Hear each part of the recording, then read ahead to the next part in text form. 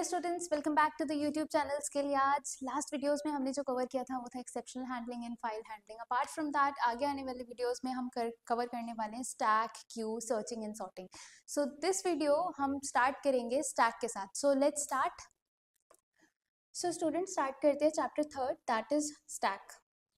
First of all, stack क्या होता है? हमने बहुत सारे डेटा टाइप्स जो है पाइथन में अभी तक पढ़े। फर्स्ट स्ट्रिंग पढ़ा, लिस्ट के बाद टपल्स एंड डिक्शनरीज भी हमने पढ़ा। लेकिन स्टैक, क्यू, ये दोनों कौन से डेटा टाइप्स हैं और हम इन्हें कैसे यूज करेंगे, हम इन चैप्टर्स में देखेंगे। फर्स्ट ऑफ ऑल, स्टैक भी एक तरह का डेटा टाइप है, डेटा स्ट्रक्चर है जो डेटा को स्टोर करने के लिए, ऑर्गेनाइज करने के लिए यूज होता है। लेकिन हम स्टैक को उन तीनों जितने भी डेटा टाइप्स हमारे पास हैं उनसे अलग क्यों यूज करते हैं वो देखते हैं। स्टैक और क्यू पॉपुलर डेटा स्ट्रक्चर है, लेकिन ये दोनों डेटा स्ट्रक्चर जो हैं वो हमारे पास डायरेक्टली अवेलेबल नहीं है पाइथन में, जैसे हमारे पास दूसरे डेटा स्ट्रक्चर्स और डेटा टाइप्स अवेलेबल है, just like list, string, tuples and dictionaries. हम इन्हें इनडायरेक्टली एक्सेस करते हैं पाइथन में, क्योंकि डायरेक्टली ये अवेलेबल नहीं है। इनडायरेक्टली इनको एक्सेस करेंगे। कैसे इन्हें इनडायरेक्टली एक्सेस करते हैं, क्या इनके फंक्शंस होते हैं, इंप्लीमेंटेशन होती है, ये देखते हैं। स्टैक क्या हो गया? स्टैक एक लीनियर ऑर्डर है। किसी भी एलिमेंट्स को जब हम लीनियर ऑर्डर में अरेंज करते हैं तो उसे स्टैक कहते हैं। स्टैक में हम न्यू एलिमेंट्स ऐड करते हैं और एलिमेंट्स को पॉप भी करते हैं, मतलब डिलीट करते हैं। लेकिन स्टैक किस प्रिंसिपल को फॉलो करता है? स्टैक फॉलो करता है लीफो को। लीफो क्या होता है? That is last in first out. Last in first out जो प्रिंसिपल हमारे पास होता है वो स्टैक में फॉलो होता है। इसका मतलब क्या होता है कि जो एलिमेंट सबसे लास्ट में इंसर्ट होगा वो फर्स्ट में आउट होगा, फर्स्ट डिलीट होगा। जो एलिमेंट सबसे लास्ट में आपने इंसर्ट किया है सबसे पहले वही एलिमेंट डिलीट होगा जब भी आप push and pop operation perform करेंगे। पुश एंड पॉप ऑपरेशन किस लिए यूज होता है? For insertion and deletion of a particular element. After that, applications of stack. Stack के एप्लीकेशंस क्या होते हैं? स्टैक के मल्टीपल एप्लीकेशंस होते हैं कंप्यूटर्स में, डेली लाइफ में। हम बहुत सारे ऐसे एप्लीकेशंस होते हैं जिसमें हम स्टैक का यूज करते हैं। बट जब हम स्टैक एप्लीकेशंस को यूज करते हैं तब हमें ये नहीं पता होता कि हम ये स्टैक यूज कर रहे हैं। बस जो एप्लीकेशन हम यूज करते हैं वो स्टैक के प्रिंसिपल को फॉलो करता है, that is LIFO, last in first out. First हमारे पास आता है कि जब हमें कोई रिवर्स स्ट्रिंग को ट्रेवर्स करना होता है। आपके पास कोई स्ट्रिंग दी हुई है, अब जो लेट अस सपोज आपके पास हेलो स्ट्रिंग दी हुई है। हेलो में सबसे पहले आपने एच पुट किया, ई किया, डबल एल को 2 बार पुट किया, देन उसके बाद ओ किया। आपने ये पांचों कैरेक्टर्स जो हैं पुट कर लिए। अब आपको इसे रिवर्स करना है। तो जब आपको इसे रिवर्स करना है तो रिवर्स करने के लिए आप पहली स्ट्रिंग में से एलिमेंट को डिलीट करोगे, लास्ट एलिमेंट को डिलीट करोगे और एक नई स्ट्रिंग आपने क्रिएट किया उसमें स्टोर कर दोगे। लास्ट एलिमेंट को जब आपने डिलीट किया तो दैट इज ओ। ओ को डिलीट करने के बाद आपने दूसरी स्ट्रिंग में स्टोर कर दिया। फिर ओ से पहले जो एलिमेंट इंसर्ट हुआ था वो था एल। एल को डिलीट करके दूसरी स्ट्रिंग में आपने पुट ऑन कर दिया। ऐसे ही जब तक आप एच तक नहीं पहुंच जाते सारे एलिमेंट को ऐसे ही ट्रेवर्स करोगे। तो जो रिवर्स ऑर्डर में आपने कैरेक्टर्स को ट्रेवर्स किया, एक्सेस किया, उसको हम लीफो का प्रिंसिपल कह सकते हैं, क्योंकि जो सबसे लास्ट में आया था वो सबसे पहले उस स्ट्रिंग से आउट हो गया। This is how stack work. ये स्टैक का एप्लीकेशन है। जब भी कोई आप इमेज को, वीडियो को एडिट करते हो तो उसमें आप अंडू ऑप्शन परफॉर्म करते हो। अंडू ऑप्शन जब आप परफॉर्म करोगे तो कौन सा टास्क है आपका जो आपके पास अंडू होगा या फिर रीडो होगा? जो सबसे लास्ट में आपने परफॉर्म किया होगा वही अंडू होगा। तो ये भी एक स्टैक का एप्लीकेशन हुआ, क्योंकि जो सबसे लास्ट में एंटर हुआ वही सबसे पहले आउट हो रहा है। किसी वेब ब्राउजर पे जाते हो, वेब पेज ओपन करते हो, तो वेब पेज ओपन करने के बाद आपके पास क्या होता है कि आपने एक पेज के अंदर कोई लिंक खोली, उस पर्टिकुलर लिंक से एक वेब पेज ओपन हुआ। ऐसे ही आपने सर्टेन वेब पेजेस एक के बाद एक ही वेब पेज के अंदर से ओपन कर लिए। जब आप बैक ऑप्शन परफॉर्म करोगे, जो लास्ट वेब पेज था आपके पास, लास्ट वेब पेज जो आपने इस करंट वेब पेज से पहले ओपन किया था वो आपके पास आएगा। तो ये क्या है? स्टैक का एप्लीकेशन है, क्योंकि जो सबसे लास्ट में आपके पास आया था वही सबसे पहले आउट हो रहा है। So these are all the application of stacks जो लीफो प्रिंसिपल पे वर्क करते हैं। फिर उसके बाद स्टैक में हमारे पास क्या क्या ऑपरेशंस होते हैं? स्टैक में हमारे पास दो ऑपरेशंस होते हैं। First one is push and the second one is pop. Push operation जो होता है वो एलिमेंट्स को इंसर्ट करने के लिए यूज होता है। पॉप ऑपरेशन जो होता है वो एलिमेंट्स को डिलीट करने के लिए यूज होता है। पुश जो स्टैक में हम पुश एलिमेंट वाला ऑपरेशन है वो तब तक करेंगे जब तक हमारा कोई पर्टिकुलर स्टैक फुल नहीं हो जाता। जब हमारा स्टैक फुल हो जाएगा उसमें सारे एलिमेंट्स जो है पुश हो जाएंगे, जितनी नंबर ऑफ प्लेसेस अवेलेबल हैं। उसके बाद अगर हम कोई भी पर्टिकुलर एलिमेंट पुश करने की कोशिश कर रहे हैं और वहाँ पे अवेलेबल स्पेस नहीं है, तो उस केस में हमारे पास एक कंडीशन आ जाती है, उस कंडीशन को हम क्या कहते हैं, ओवरफ्लो कंडीशन। ये एक टाइप का एरर होता है जो हमें थ्रो किया जाता है, जिसका नाम हम ओवरफ्लो देते हैं। पॉप ऑपरेशन जो है एलिमेंट्स को डिलीट करने के लिए यूज होता है। जब तक हमारा स्टैक एम्प्टी नहीं हो जाता हम तब तक एलिमेंट्स को डिलीट कर सकते हैं। अगर हम एलिमेंट्स को डिलीट कर रहे हैं और हमारे पास स्टैक में कोई भी एलिमेंट प्रेजेंट नहीं है, तो उस एरर को या फिर एक्सेप्शन को हम क्या कहते हैं, अंडरफ्लो। वो कंडीशन कौन सी कंडीशन होती है, underflow condition, where not a single element is present in the stack and we are deleting elements from the stack. Like हमारे पास एक एम्प्टी स्टैक है, इसमें हमने 1 को पुश किया, 2 को पुश किया एंड 3 को पुश किया, फिर हमने 3 को पॉप करना शुरू किया, आफ्टर दैट हम 2 को पॉप करेंगे, 1 को पॉप करेंगे, तो ऐसे जो है स्टैक में एलिमेंट्स पुश एंड पॉप होते हैं। अब स्टैक का इम्प्लीमेंटेशन कैसे होता है पाइथन में, मतलब पाइथन में हम स्टैक को कैसे इम्प्लीमेंट करते हैं। एक सिंपल वे है स्टैक को इम्प्लीमेंट करने का पाइथन में। सबसे सिंपल वे जो हमारे पास पाइथन में हम यूज करते हैं स्टैक को इम्प्लीमेंट करने का, वो है लिस्ट की हेल्प से, कि हम एक लिस्ट क्रिएट करेंगे और लिस्ट को हम एज अ स्टैक वर्क कराएंगे।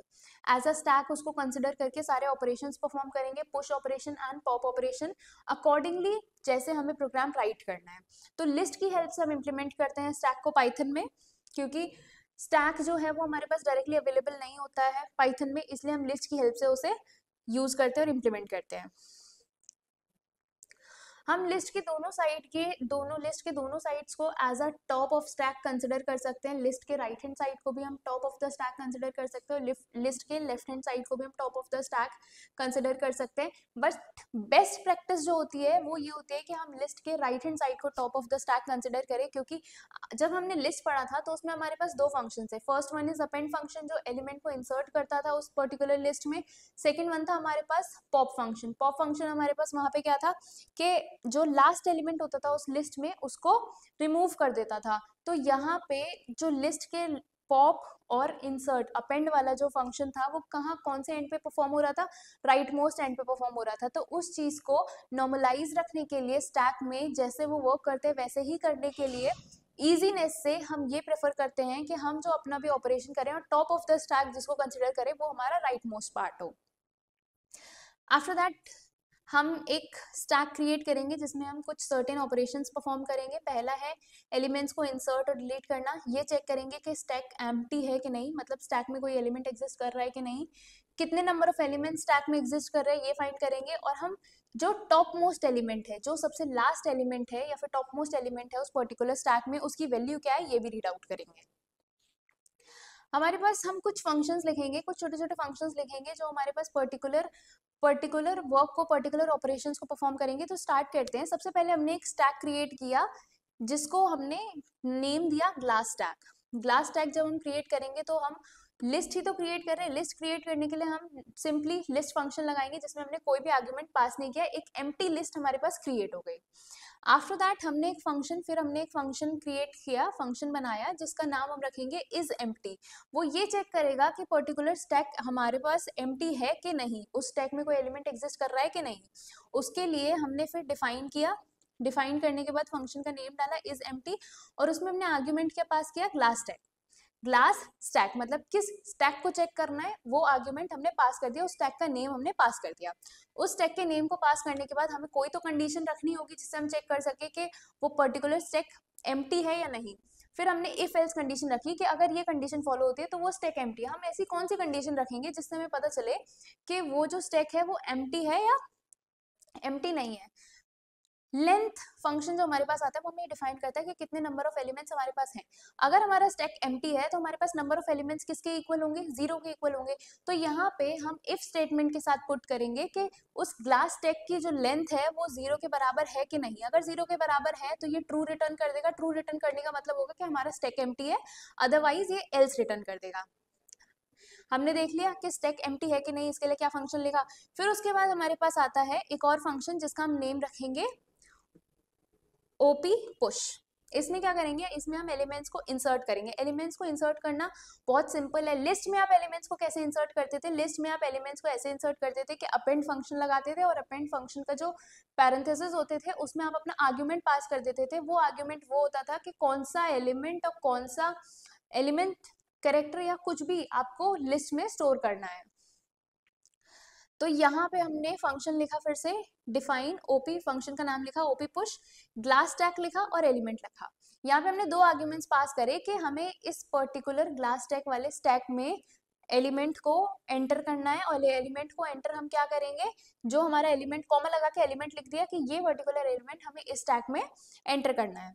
तो उसके लिए हमारे पास फंक्शन के अंदर क्या प्रॉपर फंक्शनैलिटीज आती है कि हमने ग्लास स्टैक वाला जो स्टैक था उसमें अपेंड कर दिया उस पर्टिकुलर एलिमेंट को, जो हमें यूजर से एज अ आर्ग्यूमेंट मिला था एलिमेंट, उसको हमने अपेंड कर दिया, मतलब इंसर्ट कर दिया।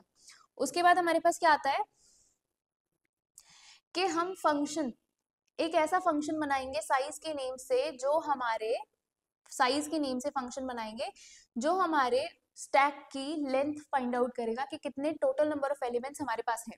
हमने फंक्शन बनाया, डिफाइन किया साइज, और उसमें ग्लास स्टैक दे दिया, मतलब उस पर्टिकुलर स्टैक का नेम दे दिया जिसकी हमें लेंथ फाइंड करनी है, total number of elements find करने हैं। तो इसमें हमें रिटर्न में क्या फंक्शन क्या रिटर्न करेगा, लेंथ रिटर्न करेगा उस पर्टिकुलर स्टैक की। तो हमें पता चल जाएगा कि उस स्टैक का साइज क्या है। आफ्टर दैट हमारे पास आता है कि एक ऐसा फंक्शन जिसका टॉप नेम का फंक्शन, एक ऐसा फंक्शन जिसका नेम टॉप होगा, वो हम बनाएंगे, जो क्या रीड करेगा, जो टॉप मोस्ट एलिमेंट है, जो टॉप मोस्ट एलिमेंट है उस पर्टिकुलर स्टैक में, उसको रीड करेगा, उसकी वैल्यू को रीड करेगा। उसके लिए हमने एक फंक्शन डिफाइन किया टॉप, और उसमें हमें किस स्टैक का जो है टॉप मोस्ट एलिमेंट फाइंड करना है उसका नेम दे दिया। उसके बाद हम देखेंगे क्या अगर स्टैक एम्प्टी है तो वहां तो कोई भी एलिमेंट प्रेजेंट नहीं होगा, हमें ये भी तो देखना होगा कि हम जिस का टॉप मोस्ट एलिमेंट फाइंड करें कहीं वो स्टैक एम्प्टी तो नहीं है। तो उस सिनेरियो में हमारे पास एक कंडीशन आती है कि जो फंक्शन हमने ऊपर लिखा था कि ये पर्टिकुलर स्टैक एम्प्टी है कि नहीं, ये चेक करेंगे इफ के साथ, इफ स्टेटमेंट के साथ हम अपने फंक्शन की कंडीशन डाल देंगे यहाँ पे कि ये पर्टिकुलर स्टैक एम्प्टी है कि नहीं। अगर ये कंडीशन ट्रू होती है, कंडीशन ट्रू होगी तो ये रिटर्न कर देगा कि स्टैक इज एम्प्टी, नहीं तो ये कुछ भी रिटर्न नहीं करेगा। दूसरे केस में हमारे पास क्या आता है कि जब ये स्टैक एम्प्टी नहीं है, स्टैक एम्प्टी नहीं है तो हम पहले फाइंड आउट करेंगे कि उसकी लेंथ कितनी है, उस पर्टिकुलर स्टैक की लेंथ कितनी है। लेंथ फाइंड आउट करने के लिए हमने एक नया वेरिएबल बना लिया x। x में हम इसकी लेंथ स्टोर करेंगे। लेंथ स्टोर करने के बाद हमें पता चल गया कि इसकी लेंथ जो है वो x के बराबर है। तो जो हमारा लास्ट एलिमेंट होगा या फिर टॉप मोस्ट एलिमेंट होगा वो कौन से पोजीशन पे होगा, x-1, क्योंकि इंडेक्सिंग लिस्ट में कहाँ से कहाँ तक होती है, 0 से लेके n-1 तक होती है, जहां n जो है total number of elements present in that list होता है। हमने x में स्टोर किया, हमें पता चल गया जो एलिमेंट हमें एक्सेस करना है वो किस पे है, x-1 पोजीशन पे है। और हमें क्या रिटर्न कर देगा, हमें ये फंक्शन जो है एल्स कंडीशन के बाद क्या रिटर्न कर देगा, वो पर्टिकुलर एलिमेंट रिटर्न कर देगा। तो ये तो हमने देख लिया कि टॉप मोस्ट एलिमेंट को कैसे फेच करते हैं, कैसे एक्सेस करते हैं। उसके बाद हमारे पास आता है कि हम पॉप कैसे करेंगे। किसी पर्टिकुलर एलिमेंट को हमने इंसर्ट कर लिया, हमने ये चेक कर लिया कि उस स्टैक का साइज क्या है, लेंथ क्या है, उसके बाद हमने ये भी चेक कर लिया कि टॉप मोस्ट एलिमेंट क्या है। उसके बाद हम देखेंगे कि किसी एलिमेंट को डिलीट कैसे करें उस पर्टिकुलर स्टैक से। इसके लिए हम एक फंक्शन बनाएंगे ओपी पॉप, जिससे हम टॉप मोस्ट एलिमेंट को डिलीट करेंगे। हमें ये भी पता है कि स्टैक जो है वो लीफो पे वर्क करता है। LIFO means last in first out, जो लास्ट एलिमेंट होगा वो सबसे पहले डिलीट होगा। इस प्रिंसिपल पे जो है स्टैक वर्क करता है। तो यहाँ पे जब हम डिलीट करेंगे, पॉप ऑपरेशन परफॉर्म करेंगे, तो लास्ट एलिमेंट डिलीट होगा। इसके लिए सर्टेनली हमें कुछ नहीं करना पड़ता। जो लिस्ट में हम पॉप फंक्शन जो है डिफाइन करते थे, जिससे कि जो लास्ट एलिमेंट होता था वो ऑटोमेटिकली डिलीट होता था, तो वही फंक्शन हम यहाँ परफॉर्म करेंगे। पहले हम देखेंगे कि स्टैक जो है वो एम्प्टी तो नहीं है। हमने फंक्शन डिफाइन किया जिसका नेम था ओपी पॉप, और हमने अपने स्टैक का नेम एज अ आर्गुमेंट दे दिया कि इस पर्टिकुलर स्टैक में हमें ऑपरेशंस परफॉर्म करने। फिर हम चेक करेंगे क्या ये एम्प्टी तो नहीं है, ये ग्लास स्टैक जो है वो कहीं एम्प्टी तो नहीं है। अगर वो एम्प्टी होगा तो हमें ये अंडरफ्लो प्रिंट कर देगा। अगर वो एम्प्टी नहीं होगा तो हमें क्या प्रिंट करेगा, हमें रिटर्न करेगा वो पर्टिकुलर स्टैक रिटर्न करेगा, लेकिन उसमें से जो लास्ट एलिमेंट है वो पॉप हो चुका होगा। फिर उसके बाद एक फंक्शन आता है डिस्प्ले फंक्शन। डिस्प्ले फंक्शन हमें उस पर्टिकुलर स्टैक का सारा कंटेंट, सारे एलिमेंट्स को डिस्प्ले कर देगा। इसमें जस्ट हमें कुछ नहीं करना, फंक्शन को डिफाइन किया, डिस्प्ले किया, और फिर उसके बाद हम देखेंगे कि लेंथ क्या है उस पर्टिकुलर स्टैक की, जिसको हमने एक अलग वेरिएबल में स्टोर कर लिया था। हमने प्रिंट कराया कि जितने भी करंट एलिमेंट्स है उस स्टैक के वो प्रिंट करने हैं। प्रिंट कैसे करने हैं, प्रिंट करने के लिए हम फॉर लूप लगा देंगे।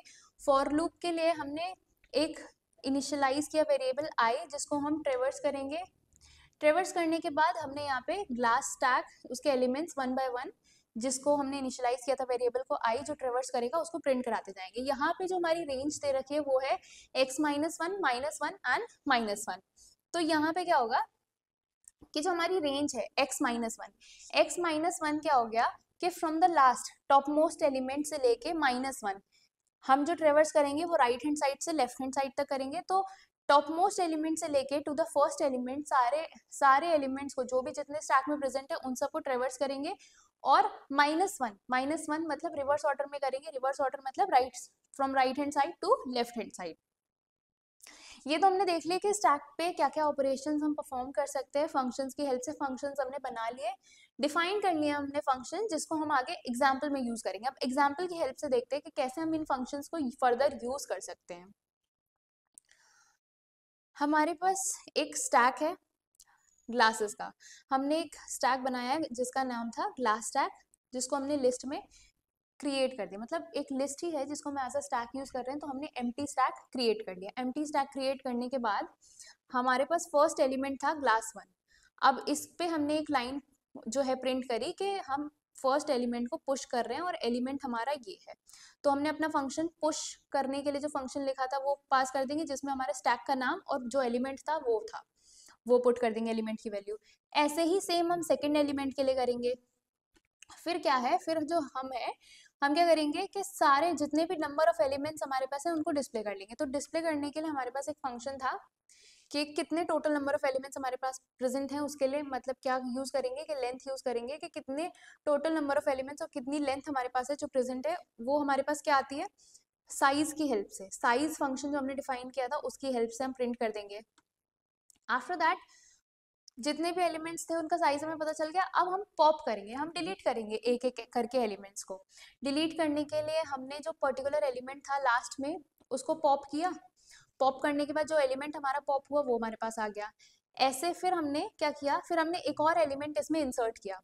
एक और एलिमेंट इंसर्ट किया। फिर हम देखेंगे कि हमने 2 एलिमेंट इंसर्ट किए, एक को पॉप कर लिया। कितने एलिमेंट्स हमारे पास बचे, एक एलिमेंट बचा। फिर उसके बाद हमने एक और इंसर्ट कर दिया। टोटल 2 एलिमेंट्स हमारे पास है। राइट मोस्ट पार्ट से फिर हम टॉप एलिमेंट देखेंगे कि उस टैग का टॉप एलिमेंट कौन सा है। हमने टॉप एलिमेंट देखने के लिए जो टॉप फंक्शन हमने डिफाइन किया था उसको देखा। उसको देखने के बाद हम सारे एलिमेंट्स हमारे पास आ गया कि हमारा टॉप मोस्ट एलिमेंट कौन सा है। टॉप मोस्ट एलिमेंट आने के बाद हम अपना सारे जितने भी एलिमेंट्स थे उस पर्टिकुलर स्टैक में उसको डिस्प्ले करा दिया। डिस्प्ले कराने के बाद अब हमें अपना पूरा स्टैक एम्प्टी करना है, सारे एलिमेंट्स को डिलीट करना है। तो उसके लिए हम वाइल लूप लगाएंगे। जब तक ये वाइल लूप ट्रू है, जब तक इसकी कंडीशन ट्रू है तब तक ये वाइल लूप चलेगा। आपने एक नया वेरिएबल लिया आइटम, जिसको आपको पॉप करना है। पॉप वाला फंक्शन लगा दिया। अगर आइटम जब तक आइटम एम्प्टी ना हो जाए तब तक आप पॉप करेंगे। अगर आइटम एम्प्टी हो गया तो आप प्रिंट कर देंगे स्टैक इज एम्प्टी। उसके बाद आपका लूप रुक जाएगा। नहीं तो आपको क्या प्रिंट करना है कि पॉप्ड एलिमेंट, ये एलिमेंट जो है वो पॉप हो चुका है। ये ऐसे वर्क करेगा। अब हमने देखा फर्स्ट एलिमेंट पुश किया जिसका नेम ग्लास 1 था, सेकंड एलिमेंट पुश किया जिसका नेम ग्लास 2 था। कितने टोटल नंबर ऑफ एलिमेंट्स हमारे पास हैं, 2 एलिमेंट्स है। फिर उसके बाद हमने टॉप मोस्ट एलिमेंट जो लास्ट में हमने इंसर्ट किया था उसको पॉप किया, दैट इज ग्लास 2। उसके बाद हमने एक और एलिमेंट पुश किया, दैट इज ग्लास 3। फिर टॉप एलिमेंट जो हमारे पास था उसको एक्सेस किया, तो टॉप एलिमेंट हमारे पास ग्लास 3 था क्योंकि वही लास्ट में इंसर्ट हुआ था। फिर हमने देखा कि टोटल कितने एलिमेंट्स हमारे पास स्टैक में हैं, 2 एलिमेंट्स हैं। तो फिर हम टॉप मोस्ट पार्ट को सबसे पहले डिलीट करेंगे। फिर जो नया स्टैक हमारे पास आएगा उसके टॉप मोस्ट पार्ट को डिलीट करेंगे और इसको तब तक डिलीट करेंगे जब तक हमारा स्टैक एम्प्टी ना हो जाए। फिर हमने दोनों एलिमेंट्स को पॉप किया। जब उसने दोबारा कंडीशन चेक की तो वहाँ पे एक और कंडीशन आई कि यहाँ तो कोई और एलिमेंट है ही नहीं। तो ये अंडरफ्लो वाली कंडीशन में आ गया। अंडरफ्लो वाली कंडीशन में आ गया, स्टैक हमारा एम्प्टी हो गया। तो हमारे पास क्या प्रिंट होके आ गया, stack is empty now. Stack जो है हमारा एम्प्टी हो चुका है। फिर उसके बाद आता है हमारे पास notations for arithmetic expressions. Arithmetic expressions आप सबने फॉर्म किए हैं। हमारे पास ऑपरेटर्स होते हैं, ऑपरेटर्स के बीच में एक ऑपरेंड लगा होता है।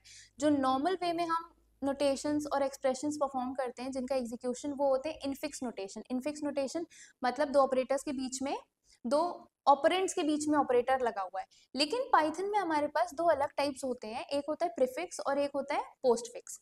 प्रीफिक्स में हमारे पास क्या होता है कि ऑपरेटर्स दोनों ऑपरेंड्स दो ऑपरेंड्स के बीच में ही ऑपरेटर लगा होगा।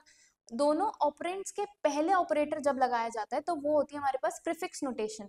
जब दो ऑपरेटर्स के बाद में दो ऑपरेंड्स के बाद में ऑपरेटर लगाया जाता है तो वो हमारे पास क्या होता है, पोस्ट फिक्स एक्सप्रेशंस। लाइक हमारे पास यहाँ पे जो है वो है plus Z multiply X Y. ये कैसे एग्जीक्यूट होते हैं, कैसे फंक्शन करते हैं, ये देखते हैं। हमें एक इनफिक्स नोटेशन को पोस्ट फिक्स में कन्वर्ट करना है। इनफिक्स नोटेशन वो होती है जो हम नॉर्मली अपनी डे टू डे लाइफ में परफॉर्म करते हैं, like X plus Y. Postfix में इसका जो ऑपरेटर होगा वो दोनों ऑपरेंड्स के बाद में पुट होगा, मतलब एक्स वाई प्लस। ह्यूमंस के लिए बहुत इजी होता है कि हम इनफिक्स एक्सप्रेशंस को इजीली इवेल्युएट कर सकें, लेकिन पोस्ट फिक्स और प्रीफिक्स नोटेशन को इवेल्युएट करना is quite difficult for human. लेकिन एल्गोरिदम्स की हेल्प से हम इसे थोड़े से इजी वे में कन्वर्ट कर सकते हैं। लाइक हमारे पास एक एक्सप्रेशन है, एग्जाम्पल लेते हैं, एक्स प्लस वाई एक ब्रैकेट में है, उसके बाद डिवाइड वाला साइन, उस आफ्टर दैट जेड मल्टीप्लाई 8। तो जब हम लेफ्ट से स्टार्ट करेंगे, लेफ्ट से ट्रेवर्स करना स्टार्ट करेंगे, तो सबसे पहले हमारे पास ब्रैकेट आया, हमने एम्प्टी स्टैक में ही हम एलिमेंट्स को स्टोर करेंगे। स्टैक में सबसे पहले हमने पुश किया अपने ब्रैकेट को, लेफ्ट हैंड साइड वाले ब्रैकेट को पुश किया। लेफ्ट हैंड साइड वाले ब्रैकेट को पुश करने के बाद जितने भी ब्रैकेट्स ऑपरेटर्स ये सब होंगे ये हम स्टैक में स्टोर करेंगे, और हम एक अलग से एक्सप्रेशन बनाएंगे अपने ऑपरेंड्स का। ऑपरेंड्स क्या होंगे, लाइक एक्स वाई जेड, ये सारे ऑपरेंड्स होंगे, और जितने भी ऑपरेटर्स एंड ब्रैकेट्स वाली चीजें होंगी वो हम स्टैक में स्टोर करेंगे। तो ऑपरेंड के लिए हमने जो अलग से एक्सप्रेशन बनाया था उसमें हमने एक्स को स्टोर कर दिया, एक्स हमारे पास स्टोर हो गया। उसके बाद हमारे पास क्या आता है, एक ऑपरेटर आता है दैट इज प्लस। प्लस को हमने स्टैक में पुश किया, स्टैक में पुश करने के बाद एक और ऑपरेंड हमारे पास आया y, तो हमने उस y को x के साथ पुट कर दिया, अपेंड कर दिया उस पर्टिकुलर स्ट्रिंग में। फिर उसके बाद हमारे पास क्या आता है, राइट हैंड साइड वाला पैरेंथेसिस आता है जो उस पर्टिकुलर ब्रैकेट को क्लोज कर रहा है।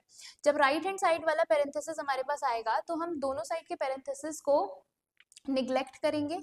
निग्लेक्ट करने के बाद जो हमारा दोनों साइड के पैरेंथेसिस आ गए, दोनों साइड के पैरेंथेसिस को क्या करेंगे, पॉप निग्लेक्ट करेंगे। निग्लेक्ट कैसे करेंगे, पहले हम राइट हैंड साइड वाले पैरेंथेसिस को पॉप करेंगे, फिर जो ऑपरेटर हमारे पास आएगा उस ऑपरेटर को हम उस एक्सप्रेशन में स्टोर कर देंगे उन दोनों ऑपरेंड्स के बाद। एक्सप्रेशन में स्टोर कर दिया उन दोनों ऑपरेंड्स के बाद, फिर हमारे पास लेफ्ट हैंड साइड वाला पैरेंथेसिस आया, उसको भी पॉप कर लिया। हम सारे ब्रैकेट्स को पॉप कर लेंगे जब तक कि स्टैक एम्प्टी ना हो जाए। स्टैक हमारे पास फिर से एम्प्टी हो गया। फिर स्टैक एम्प्टी होने के बाद हमारे पास क्या सिंबल है, हमारे पास है एक ऑपरेटर, डिवाइड साइन वाला ऑपरेटर हमारे पास है, उसको हमने स्टैक में पुश किया। स्टैक में पुश किया, स्टैक में पुश करने के बाद फिर से हमारे पास पेरेंथेसिस वाला ब्रैकेट आया, उसको पुश किया। उसको पुश करने के बाद हमारे पास z आया है। z आया है, इट मींस जो z है हमारा ऑपरेंड है, तो हमने जो एक्सप्रेशन स्ट्रिंग एक्सप्रेशन अपने पास अलग से स्टोर किया था उसमें पुट कर लेंगे। स्ट्रिंग एक्सप्रेशन हमारे पास ऑलरेडी x प्लस वाई है, इस x प्लस वाई में जब हम z ऐड करेंगे तो x y प्लस z हमारे पास आ जाएगा उस स्ट्रिंग में, स्ट्रिंग एक्सप्रेशन में स्टोर होने के लिए। z के बाद फिर हमारे पास आता है एक ऑपरेटर मल्टीप्लाई साइन वाला। मल्टीप्लाई साइन वाले ऑपरेटर को भी हमने स्टैक में पुश कर दिया। स्टैक में पुश करने के बाद मल्टीप्लाई के बाद हमारे पास क्या वैल्यू बचती है, 8। 8 जो है ऑपरेंड है, तो वो एक्सप्रेशन स्ट्रिंग एक्सप्रेशन वाला जो पार्ट था, एक हमने एक्सप्रेशन क्रिएट किया था उसमें स्टोर हो जाएगा। तो हमारे पास जो स्ट्रिंग एक्सप्रेशन था उसमें हमारे पास क्या वैल्यूज आएंगी, एक्स वाई प्लस जेड 8, जो हमें यहाँ पे स्टोर हो रही है जब हमने 8 को अपेंड कर दिया। 8 को अपेंड करने के बाद फिर एक क्लोजिंग पैरेंथेसिस आया। क्लोजिंग पैरेंथेसिस जब हमने स्टैक में स्टोर किया तो हम उसको पॉप करेंगे। पॉप करने के बाद हमारे पास क्या बचेगा, क्लोजिंग पैरेंथेसिस हमारे पास जो होगा उसको हमने पॉप किया। पॉप करने के बाद हमारे पास क्या बचेगा, पॉप करने के बाद फिर हमारे पास बचेगा मल्टीप्लाई साइन। मल्टीप्लाई साइन जो था हमारे पास, मल्टीप्लाई साइन को हम ट्रांसफर कर देंगे स्टैक एक्सप्रेशन में। स्टैक एक्सप्रेशन में जब हमने मल्टीप्लाई साइन को ट्रांसफर किया तो हमारे पास क्या बचा, X Y plus Z 8 multiply sign हमारे पास आ गया। मल्टीप्लाई साइन हमारे पास आ गया। फिर हमारे पास एक लेफ्ट हैंड साइड वाला पैरेंथेसिस था, उसको भी हमने पॉप कर दिया, क्योंकि पैरेंथेसिस को हमें कंसिडर करना नहीं है, हम सिर्फ उन ऑपरेटर्स को कंसिडर करेंगे जो एक्चुअल में अरिथमेटिक एक्सप्रेशंस परफॉर्म करते हैं। पैरेंथेसिस हम किस लिए यूज करते हैं, जिससे कि हमारी प्रेसिडेंस इजीली डिफाइन हो सके। फिर उसके बाद हमारे पास आता है लास्ट डिवाइड सिंबल को हमने पॉप किया, पॉप करने के बाद स्टैक एक्सप्रेशन में भेज दिया, तो हमारे पास जो फाइनल स्ट्रिंग आएगी जिसको ऑलरेडी वो स्टैक की हेल्प से पोस्टफिक्स एक्सप्रेशन में कन्वर्ट हो चुकी होगी, वो होगी XY plus Z8 multiply and divide sign. ये हमारे पास पोस्टफिक्स एक्सप्रेशन में स्टोर होने वाली फाइनल स्ट्रिंग होगी। फिर हमारे पास आता है कि हम पोस्टफिक्स एक्सप्रेशंस का इवेल्युएशन कैसे करते हैं, मतलब हमने कन्वर्ट तो कर लिया इनफिक्स से पोस्टफिक्स एक्सप्रेशन में, लेकिन पोस्टफिक्स एक्सप्रेशन को हम इवेल्युएट कैसे करेंगे with the help of stack, ये देखते हैं। स्टेप बाय स्टेप प्रोसेस है हमारे पास। 7 8 2 मल्टीप्लाई 4 डिवाइड सिंबल हमारे पास है। सबसे पहले हमने 7 को पुश किया, 8 को पुश किया, 2 को पुश किया, 2 को पुश करने के बाद हमारे पास क्या आता है, मल्टीप्लाई वाला साइन। मल्टीप्लाई वाला साइन हम क्या करेंगे, हम पॉप करेंगे दो एलिमेंट्स को, जो दो एलिमेंट्स हमने ऊपर पुश किए थे लास्ट में उनको पॉप करेंगे और मल्टीप्लाई सिंबल जो है उन दोनों ऑपरेंड्स के बीच में पुट कर देंगे। जो फाइनल आंसर आएगा उसको हम दोबारा से पुश कर देंगे स्टैक में। लाइक यहाँ पे लास्ट में 8 और 2 है, तो 8 और 2 के बीच में हम मल्टीप्लाई वाला सिंबल जो है पुट करेंगे, तो हमारे पास फाइनल आंसर आएगा 16, उसको हम दोबारा से स्टैक में पुश कर देंगे। उसके बाद हमारे पास क्या आता है, 4 आता है। हमने 4 को पुश किया अपने स्टैक में, 4 को पुश करने के बाद डिवाइड साइन आता है। डिवाइड साइन हमारे पास क्या हुआ, डिवाइड साइन जब हमने 4 और 16 के बीच में लगाया तो हमारे पास एक्सप्रेशन बना 16 divided by 4। 16 divided by 4 means क्या, हमारे पास फाइनल आंसर 4 आएगा। तो फाइनल आंसर जो हमारे पास 4 आया उसको हमने दोबारा से स्टैक में पुश कर दिया। दोबारा से स्टैक में पुश करने के बाद, स्टैक में दोबारा से पुश करने के बाद फिर हमारे पास कौन सा सिंबल आता है, प्लस का सिंबल आता है। प्लस का सिंबल हमारे पास लास्ट बचा, तो जो दो लास्ट एलिमेंट हमारे पास बचे 7 और 4, उसके बीच में हम प्लस का सिंबल पुट ऑन कर देंगे। प्लस का सिंबल जब हम पुट ऑन करेंगे तो 7 + 4 हमारे पास फाइनल आंसर क्या आएगा, 11। तो 11 जो है हमारे पूरे एक्सप्रेशन का फाइनल आंसर है। ये था पोस्ट फिक्स एक्सप्रेशन जिसको हमने इवेलुएट किया, जिसका फाइनल आंसर हमने निकाला with the help of stack implementation.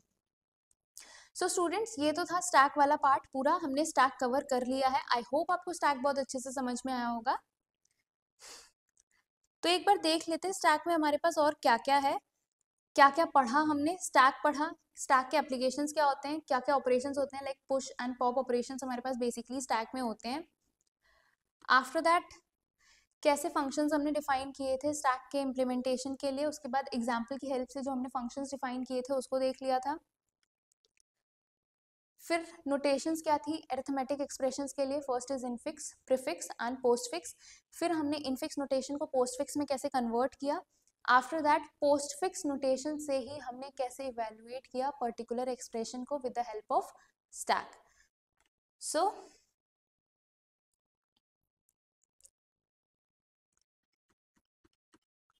So students, this is all for today. Stack वाला पार्ट हमारा कंप्लीट हो चुका है। नेक्स्ट चैप्टर में हम लोग कवर करने वाले हैं क्यू कवर करने के बाद हमारे पास सर्चिंग एंड सॉर्टिंग बचेगा। उसके बाद हमारा ओवरऑल सिलेबस कंप्लीट हो चुका होगा। जो भी आपके डाउट्स हैं वो आप लोग कमेंट सेक्शन में राइट डाउन करें, एंड आफ्टर दैट हम कुछ प्रैक्टिस क्वेश्चंस करेंगे। मैं आपको प्रैक्टिस क्वेश्चंस प्रोवाइड करूंगी। सो तब तक के लिए पढ़ते रहिए, आगे बढ़ते रहिए। Thanks for watching, till then take care and bye bye.